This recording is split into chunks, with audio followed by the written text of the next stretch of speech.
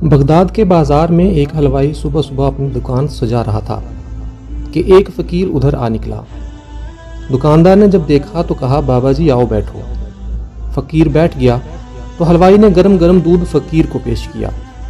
فقیر نے دودھ پی کر اللہ تعالیٰ کا شکر ادا کیا اور اس حلوائی کو کہا کہ بھائی تیرا شکریہ، اور یہ کہہ کر فقیر چل پڑا۔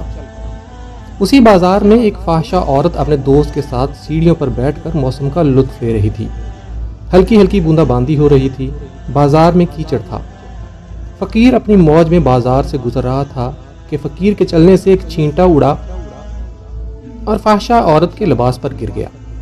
جب یہ منظر فاحشہ عورت کے دوست نے دیکھا تو اسے بہت غصہ آیا۔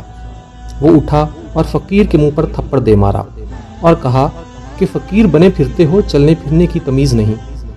فقیر نے ہنس کر آسمان کی طرف دیکھا اور کہا، مالک تو بھی بڑا بے نیاز ہے، کہیں سے دودھ پلواتا ہے اور کہیں سے تھپڑ مرواتا ہے۔ یہ کہہ کر فقیر آگے چل پڑا۔ فاحشہ عورت چھت پر چل رہی تھی تو اس کا پاؤں پھسلا اور زمین پر سر کے بل گر جاتی ہے۔ اس کو ایسی شدید چوٹ لگتی ہے کہ موقع پر ہی فوت ہو جاتی ہے۔ شور مچ گیا کہ فقیر نے آسمان کی طرف منہ کر کے بد دعا دی تھی، جس کی وجہ سے یہ قیمتی جان چلی گئی۔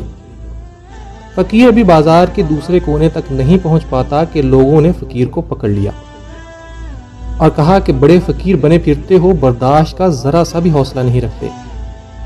فقیر نے کہا کہ کیا ہوا میاں؟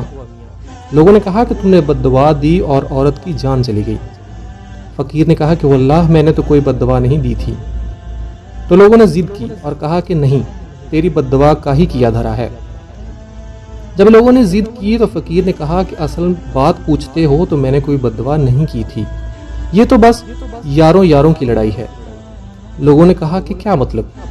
فقیر نے کہا کہ جب میں گزر رہا تھا اور میرے پاؤں سے چینٹا اڑا اور اس عورت کے لباس پر پڑا تو اس کے یار کو غصہ آیا، اس نے مجھے مارا تو پھر میرے یار کو بھی غصہ آ گیا۔